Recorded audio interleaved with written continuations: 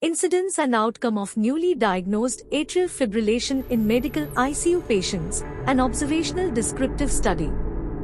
By Jyoti Prakash. Introduction. Cardiac arrhythmias are a common occurrence among critically ill patients in the intensive care unit, ICU, and can have significant implications for their health outcomes. Among these arrhythmias, supraventricular cardiac arrhythmic tachycardia, particularly atrial fibrillation, is increasing in incidence and manifests across a range of medical and surgical settings. In medical patients, the incidence ranges from 1% to 46%. In patients with sepsis, the incidence of acute AF varies with the severity of sepsis, with an incidence of 8% to 10% in sepsis, 6% to 22% in severe sepsis, and 23% to 44% in septic shock. The development of cardiac arrhythmias in critically ill patients poses a substantial risk to both morbidity and mortality. Aim: to study the incidence and outcome of new-onset atrial fibrillation in medical ICU patients.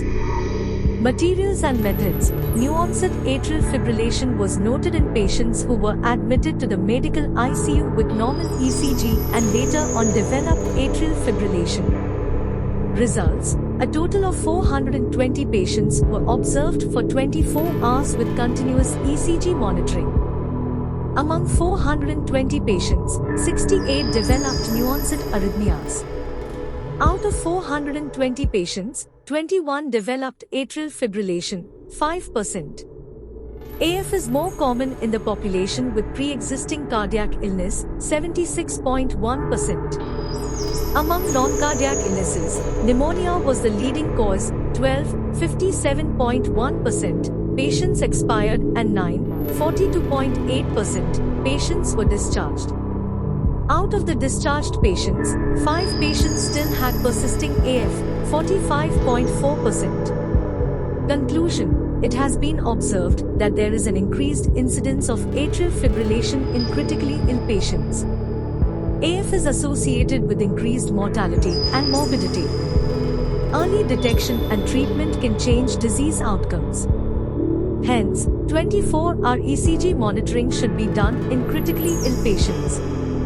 The majority of individuals who survive acute illness and develop new-onset atrial fibrillation (AF) experience AF symptoms after being discharged from the hospital and may face higher long-term risks of heart failure, ischemic stroke, and mortality.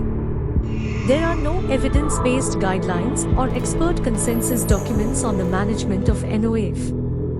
To address these uncertainties, well-designed multicenter, prospective randomized trials are necessary.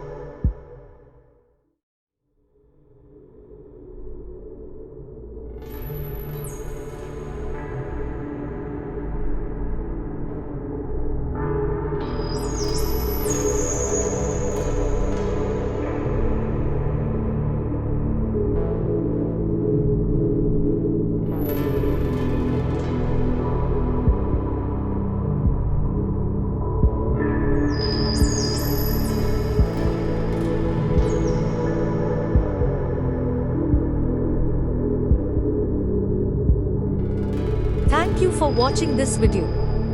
Please subscribe our channel for watch more scientific research videos.